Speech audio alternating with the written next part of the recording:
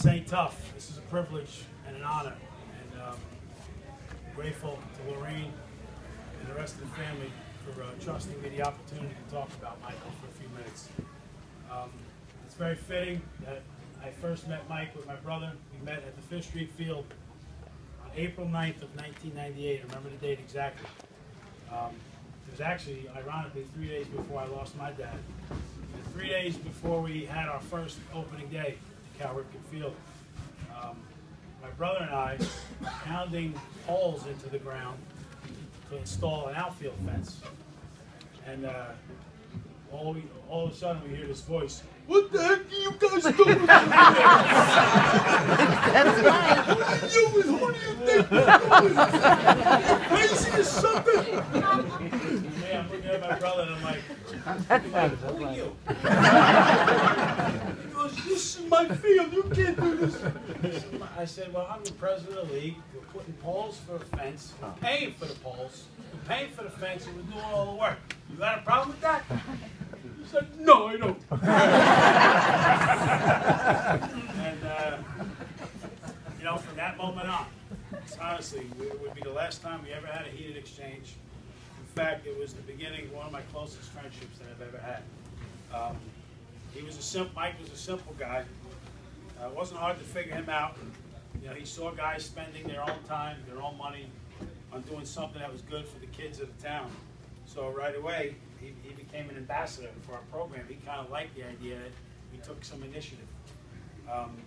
And all you have to do is take a ride, you know, a block or two down, and you see what 5th Street Field looks like. And that guy's fingerprints is all over that, because in the beginning, when we did start the league, not a lot of people liked us. They thought we were doing it for our own ego and for our own benefit. And he recognized right away that we were doing it for the kids of the town. And when a lot of people say, "No, we can't do that," this guy went above and beyond and said, "Let me see what we could do." So very special. Every time you look down there, you see a new fence, you see the scoreboard, you see the clubhouse, you see the dugouts. Mike's fingerprints are all over that. I describe it like, you know, we were the drivers, we had the car and we had the map, but you don't get anywhere without fuel. And Mike was our fuel. He was the guy that fueled our tanks and said, "Okay, let's see what we can do this year. Let's see what we can do next year." And today, that field is one of the most beautiful complexes in the country, not only the state, and it's because of him and his work.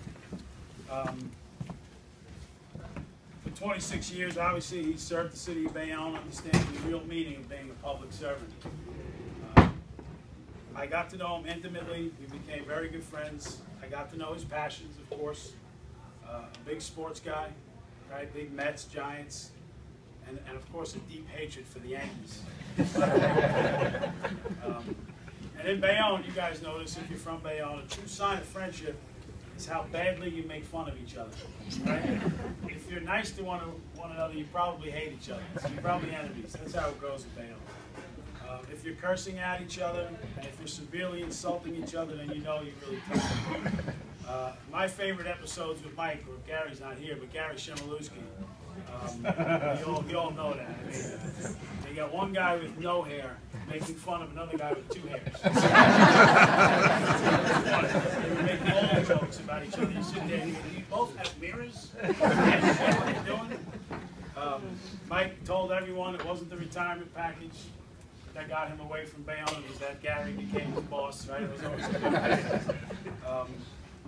You know, if there was some way that Mike could be here for another 10 minutes, I'm almost certain that Gary would make fun of him for dying the same day Shirley Temple did. And me, I'd be giving him hell, because I would say, you know, you died purposely now because you didn't want anybody to give Derek Jeter the attention in this way. That's what I would say. A couple weeks ago, I was busting his chops. I got to see him before the Super Bowl. And I said, "Man, it's terrible what that chemo did to your hair, man. It really messed your hair up bad." He's like, "Yeah, shut up, dude." But I got even with him. You know, he said you're supposed to put a rose down on the casket. I put a Yankee rose. I got it. How about the picture of him in the Daily News at the Met game? Big smile. Had the smile that would light up a room, and it would blind you if you didn't have sunglasses on, right? I remember saying to him, listen, you were at Shea Stadium, I couldn't tell if that was your teeth or if that was a row of urinals. This is the best time to roast him, because what's he going to do? He's saying nothing now. But there were times where we didn't pick on each other. I'll never forget, several years we hooked up at the starting point. He was there, I didn't know he was there, and we got there, and he had a couple hours of head start on me. But I caught up to him pretty quickly, and we were being affectionate, you know. The next day, one of my buddies who was with me said, he goes, man, you and that dude. I was like, we really like each other, huh? I'm like, what are you talking about? He goes, you know, you were kind of like all over him. Like, what do you mean, like hugging? He goes, no, dude. Just kissing. I mean, like on the cheek? He goes, dude. We're kissing him on the lips. I said, wait, was it a tongue bump? So I figured, I said, you know what, it was a good thing nobody really was there. Wasn't that big. Sure enough, the next day, Gary Shemilovsky. Hey, next time, why don't you and Jerk Boy get a room? It happens in Bayonne on 1st Street, right? 20 minutes later, they hear it on 50th Street. So. But it wasn't a kiss. It was no kiss, it was a peck. He was as loyal a friend as you find. And those guys that worked with him, anybody that bowled, he played bocce with him. He was a dear friend to all of you. And we learned so much about him when he got stricken with this awful disease. I remember hearing the news that he got leukemia, and my knees kind of buckled. And I met him at 16th Street maybe a week or two later. And amazing, he made it sound like he had like a chest cold or like a sprained ankle. You know, and he had some famous phrases, his signature phrases, right? You see if you guys will remember. He's like, no two ways about it. Let me tell you something right now. Don't worry about me, I ain't going nowhere. That's what he said. And incredibly, the son of a gun made me feel guilty for worrying about it. Actually, he made it seem like, why are we even thinking about where? That's the way he was. And over the next 3 years, we saw a man that refused to stop fighting. We must have heard at least a half a dozen times. Doesn't look good. Broken back, unable to eat food for weeks and weeks. I mean, the guy was blind for 9 months. You know, you think about that. Imagine being blind for 9 hours, 9 days, 9 weeks. Here he was, 9 months. Meanwhile, in between that time, all he did was tell you that he was okay. He was going to be all right.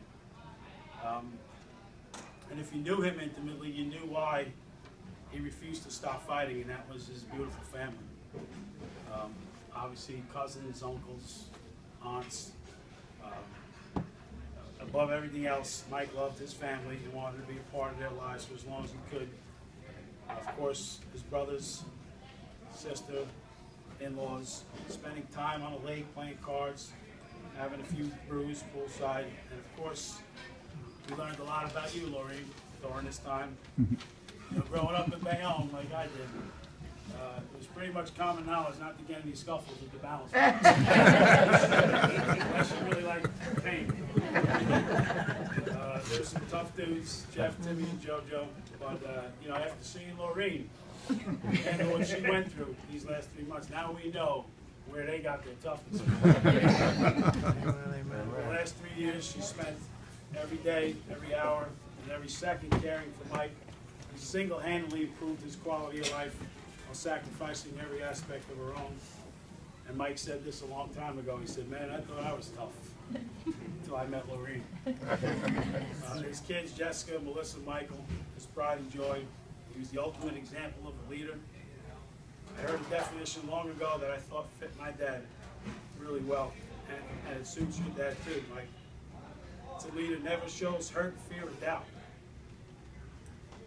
And he showed you guys how to live. He was the ultimate example of courage. He was so proud of all you guys. But then came his real joys.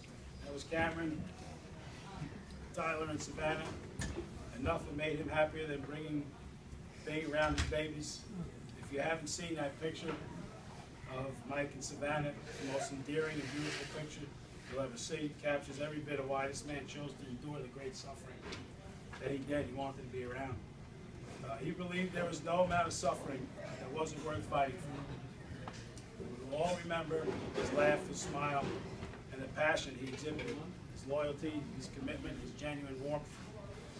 But most of all, we're going to remember his selfless inner pride and his character. The very same character that told us he was okay when he was far from it. All his thoughts were for his family. He tried to hang around because he was selfless. We wanted him to stay here because we were selfish. We didn't want to imagine a life without him. And the reality is that that goofy son of a gun over there is no longer suffering. And for that, we all are thankful. And although it's our right to grieve his absence, it's our responsibility to celebrate his life and cherish the memories and lessons that he taught us. And in his own words, when I look at him, I say, let me tell you something right now. Mike, we are all better people for having you touch our lives. And there's no two ways about it. We love you, brother. Thank you.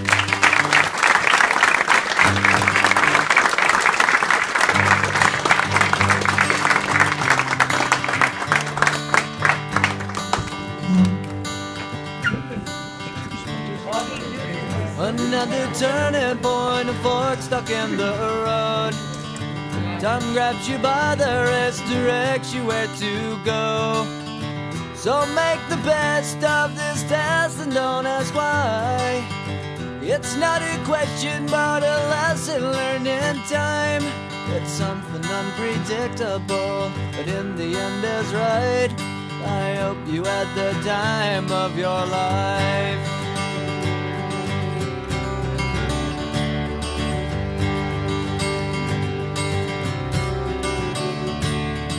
So take the photographs and still frames in your mind, hanging on a shelf in good health and good time. Tattoos of memories and dead skin on trial. For what it's worth, it was worth all the while. It's something unpredictable, but in the end is right. I hope you had the time of your life.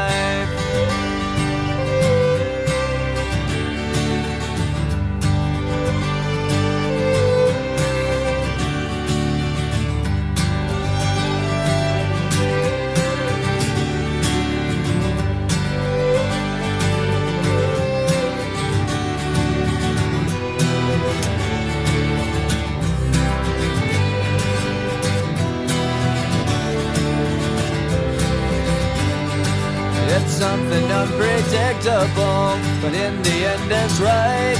I hope you had the time of your life.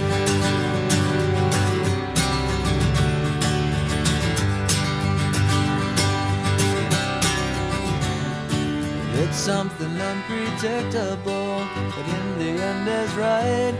I hope you had the time of your life.